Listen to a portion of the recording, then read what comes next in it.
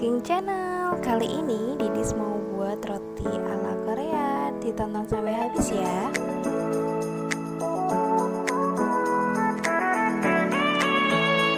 Roti tawar 2 slice, keju cheddar slice, sosis ayam, wortel, daun bawang, keju cheddar potong dadu, kaldu ayam bubuk, lada bubuk, patty beef, kol atau kubis, dan telur.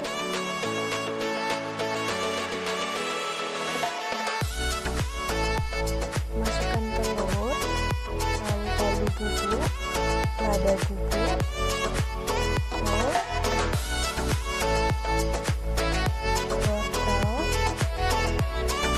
daun bawang, lalu aduk hingga rata ya, sampai semua tercampur. Panaskan margarin untuk menggoreng adonan sebagai isian roti. Lalu tuangkan adonannya.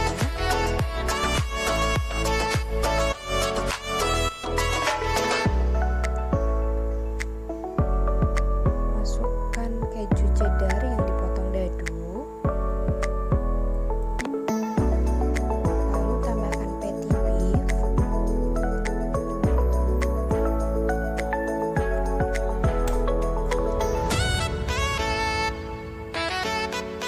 Tunggu agak lama, lalu masukkan sosis.